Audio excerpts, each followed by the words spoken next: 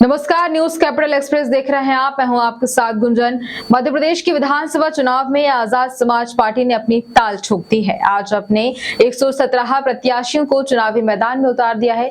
Azad Samaj party के संस्थापक चंद्रशेखर आजाद ने भोपाल में पत्रकार वार्ता कर अपने प्रत्याशियों के नाम का ऐलान भी कर दिया है। चंद्रशेखर आजाद ने कहा कि आजाद समाज पार्टी पिछड़े, दलित, अनुसूचित जाति, जनजाति और मुसलमानों पर हो रहा अत्याचारों के मुद्दों को उठाएगी।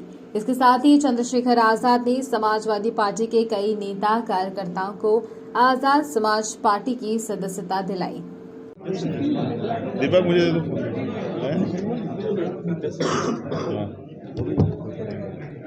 भैया ऐसे इसमें मेरा फोटो इसलिए नहीं लगा रहा।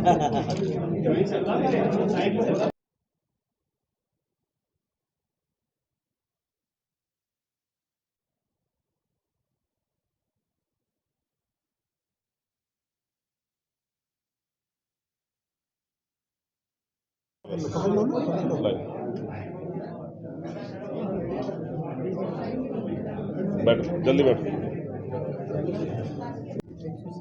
117 लोग में इस प्रदेश के SC ST OBC माइनॉरिटी के लिए काम करने वाले वो योद्धा हैं जिन्होंने पिछले 6 साल लगातार इस क्षेत्र में मेहनत की और लोगों को जागरूक करके वोट की शक्ति को समझाने का काम किया। सर, आपकी रणनीति क्या रहेगी?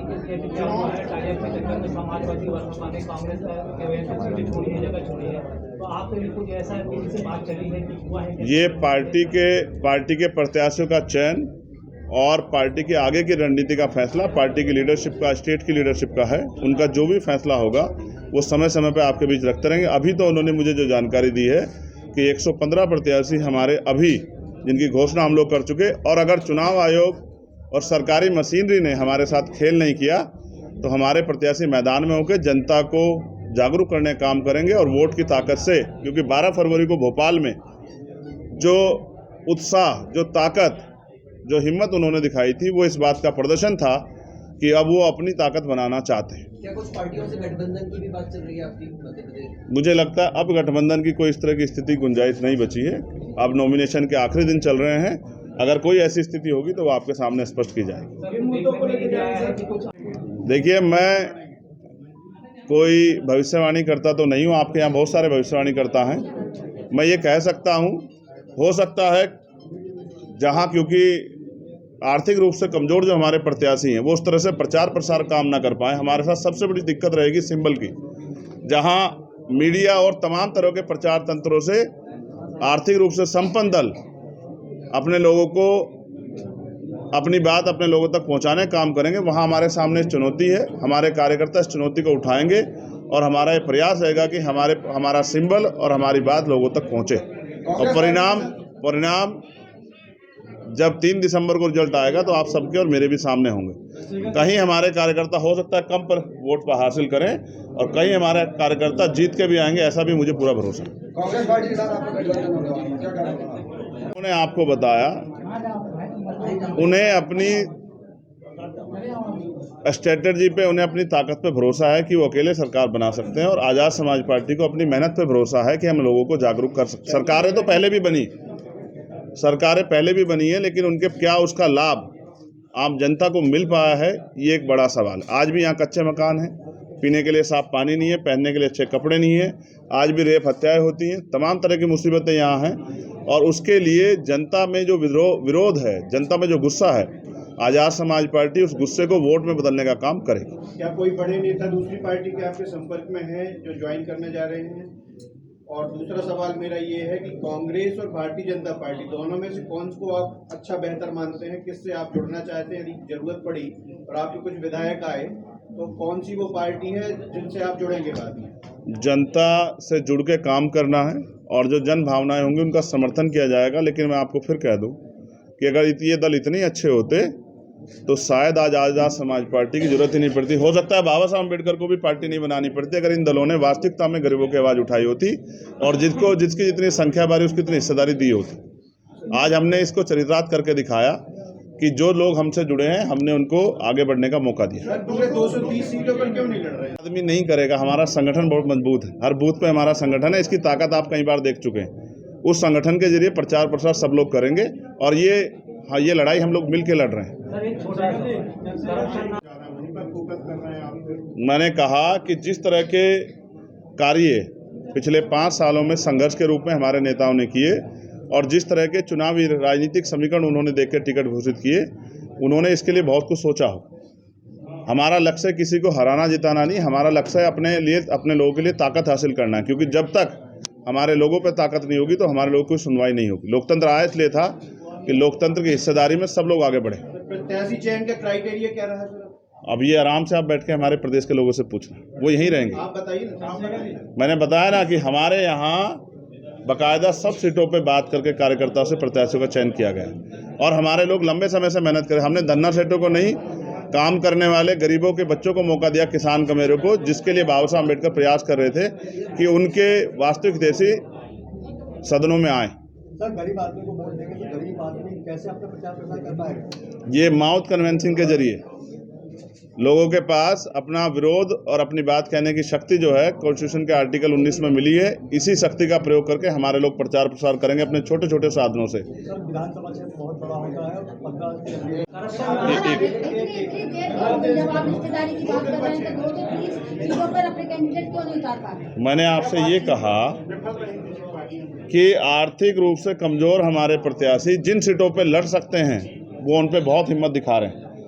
इस देश में अभी इतनी समानता नहीं है। आप भी मीडिया के लोग मेरे बाद शायद हमारे प्रदेश के लोगों के प्रचार प्रसार में नहीं जाएंगे, क्योंकि हम शायद उस तरह से आपको विज्ञापन ना दे पाएं। नहीं, ये तो आप आरोप लगा रहे हैं, अभी भी तो आए हैं।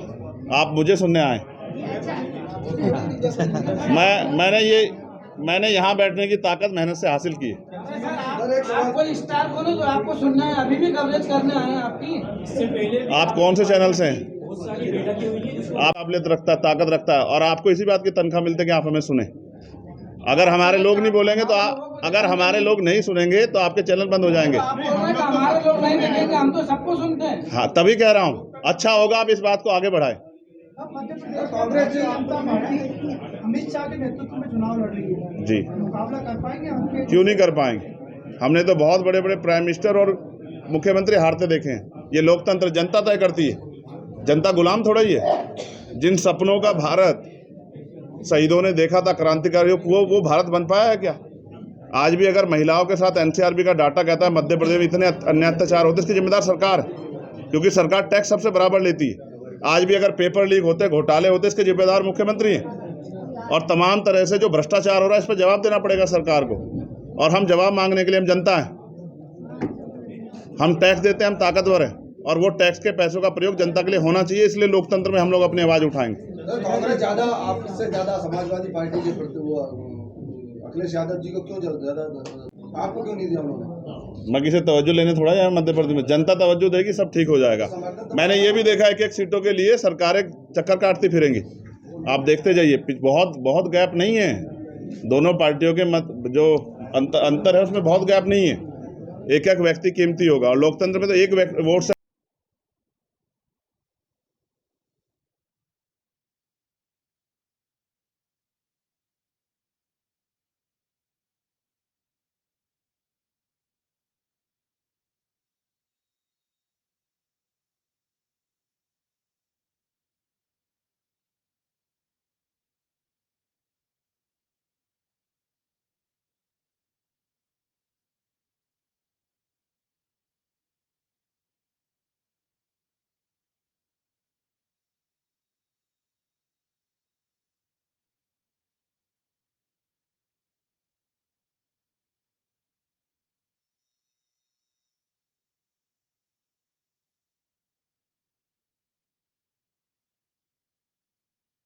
सवाल आप कांग्रेस बीजेपी के लोगों से पूछें कि भाई उनके जो लोग हैं आपस में, उनका तो बहुत कम वोट बैंक है, वो क्यों लड़ रहे हैं? आप अपना बताइए ना, हम उनसे पूछ लेंगे। मैं फिर आपसे कह रहा हूँ कि कोई लोकतंत्र किसी को हराने जिताने के लिए नहीं है। लोकतंत्र आगे बढ़ने के लिए, ताकत हासिल करने के लिए। अगर वो ताकत हासिल कर पा रहे होते तो हमारी जरूरत क्यों पड़ती? हमने मेहनत करके ताकत हासिल की है कि लोगों का विश्वास कमाएं। सर चुनाव ये अच्छा प्रचार का काम बताया आपने। अभी देखिए, चुनाव आयोग जो है अगर कोई खेल नहीं करेगा तो अभी केतली है, और अगर सरकार के सारे कोई खेल करेगा तो उसके बाद जो कुछ होगा वो जनता आपको बता देगी। सभी साथियों का बहुत बहुत धन्यवाद। कि बहुत शॉर्ट नोटिस पे और हमारे नेताओं के आमंत्रण पे आप लोग यहाँ इस प्रेस वार्ता को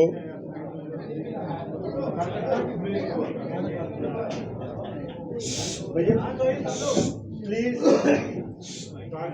थोड़ा सा आपसे कार्यकर्ता को बोल दो पीछे बैठ चलेगा वो लोग। जाओ पहले व्यवस्था करो, मदद कराओ। सभी कार्यकर्ता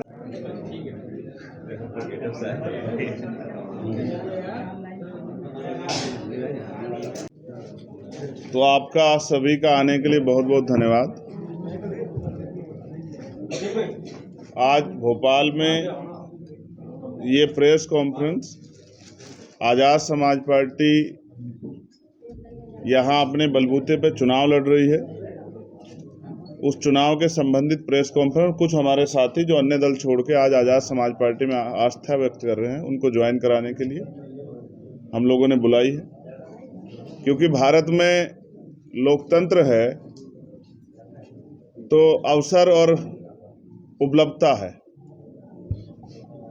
जब देश गुलाम था, राजतंत्र था, तो राजा महाराजा जो कहते थे उससे जनता संचालित होती थी। फिर समय आया, राजा महाराजाओं के अधीन जनता जो है वो लोकतंत्र में प्रवेश करके गई और लोकतंत्र में शक्ति है जनता के हाथ में। हमारे महापुरुषों ने, जिनमें बाबा साहब अम्बेडकर ने, सर छोटू राम ने लंबे समय प्रयास किया कि हमारे लोग राजनीतिक शक्ति को समझे, वोट की ताकत को समझे।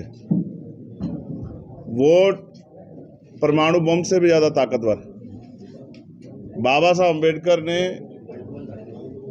संविधान सभा में अपने अंतिम भाषण में चेतावनी के रूप में कहा कि 26 जनवरी 1950 को हम लोग विरोधाभास के जीवन में कदम रख रहे हैं। राजनीति में वन वोट वन वैल्यू, राजनीति में बराबरी होगी, लेकिन क्योंकि सामाजिक और आर्थिक गैर बराबरी अभी भी बराबर चल रही है, इससे लोकतंत्र खतरे में रहेगा। उनकी इच्छा थी कि राजनीतिक लोकतंत्र सामाजिक लोकतंत्र बने, कि जनता द्वारा जनता का शासन, लोकतंत्र का जो सपना है वो कायम।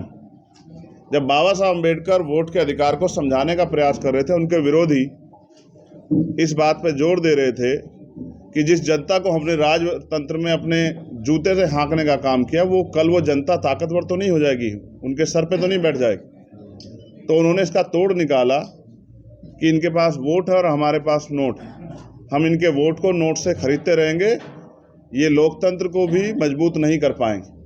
जो बाबा साहब अम्बेडकर ने चेतावनी के तौर पे कहा था, उस बात को अपने लोगों तक पहुंचाने के लिए बाबा साहब अम्बेडकर, उनके साथियों ने, उस समय के समकालिक महापुरुषों ने लंबा प्रयास किया। परिणाम हुआ कि बहुत सारे लोग जागे। जो उनका अधूरा काम रह गया था कि वोट की बिक्री चलती रही, मान्यवर काशीराम साहब ने अपनी मेहनत और उनके साथियों ने अथक प्रयास करके अपने जीवन का अमूल्य समय समाज को जागरूक करने के लिए दिया, और उसका परिणाम ये हुआ कि बहुत सारे लोग जागे और लोकतंत्र में गरीबों की, वंचितों, शोषितों की भागीदारी हुई। आज उस काम को आगे बढ़ाने की जिम्मेदारी भीम आर्मी आज़ाद समाज पार्टी के लोगों ने अपने कंधों पे उठाई।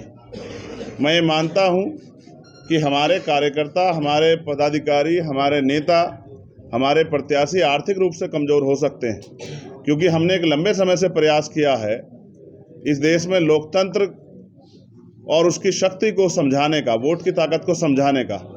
और उस प्रयास का परिणाम ये है कि आज हमारा गरीब कार्यकर्ता स्वाभिमान सम्मान की लड़ाई और वोट की ताकत को पहचानने का काम कर रहा है और लोगों को जागरूक करने का काम कर रहा है। इसका परिणाम स्वरूप आज़ाद समाज पार्टी के लोग अपने छोटे छोटे साधनों पर यहाँ चुनाव लड़ेंगे। 115 प्रत्याशी हमारे प्रदेश के अध्यक्ष, यहाँ के नेताओं ने, हमारे प्रभारी जी ने घोषित किए हैं, और भी कुछ प्रत्याशी अगले 1 या 2 दिन में हम लोग घोषित करेंगे। और जो लोग हमारे साथ जुड़ रहे हैं, उनके आस्था, उनकी उम्मीद, उनके विश्वास को भी आगे बढ़ाते हुए मिलकर इस चुनाव को लड़ेंगे। क्योंकि ये चुनाव हमारे लोगों ने लंबे समय सभी पार्टियों पर भरोसा किया। यहाँ कांग्रेस बीजेपी की सरकार बनती रही, लेकिन हमारे लोगों के हितों में बहुत अच्छे काम नहीं हुए। उनको अब इन दलों से ज़्यादा भरोसा नहीं, इन दोनों ही दलों की सरकारों में हमारे लोगों का हित हुआ। इसलिए हमारे कार्यकर्ता बहुत उत्साह में गली गली जाके लोगों को जागरूक करने का काम कर रहे हैं। अगर मीडिया ने हमें सहयोग दिया जिस तरह से वो ताकतवर लोगों को सहयोग देंगे, पैसे वाले लोगों को सहयोग देंगे, अगर उन्होंने वास्तविक लोकतंत्र को समझते हुए, जन भावनाओं को समझते हुए हमारे लोगों को सहयोग दिया, तो आपको देखने को मिलेगा कि गरीबों के बच्चे भी इस बार विधानसभा में जाके अपने हकों की लड़ाई लड़ेंगे और वास्तविक लोकतंत्र के सपने को जो डॉक्टर बाबा साहब अम्बेडकर ने देखा, माननीय काशीराम साहब ने देखा और उनके समकालिक महापुरुषों ने देखा, उसको पूरा करने का काम करेंगे। क्योंकि आज भगवान वाल्मीकि जयंती भी है। इस पावन अवसर पर मैं सभी देशवासियों को जयंती की हार्दिक बधाई भी देता हूँ। अब मैं आपसे आग्रह करूंगा कि अभी कोई भी आपका सवाल हो तो पूछे, फिर हम अपने साथियों को ज्वाइन कराएंगे। नाम भी दिया गया था, अब आपके साथ जोड़ रहे हैं, तो कल लास्ट डेट है, तो मामले में कैसे करेंगे आप? इसको पार्टी के सीनियर लीडरशिप ने, हमारे प्रभारी अध्यक्ष और हमारे तमाम साथियों ने इसको पहले से व्यवस्थित किया होगा। उनका विश्वास, उनकी हिस्सेदारी का ख्याल रखा होगा और मुझे विश्वास है कि आज़ाद समाज पार्टी में जिन भावनाओं के साथ लोग हमसे जुड़ेंगे, उनकी भावनाओं का ख्याल रखा जाएगा।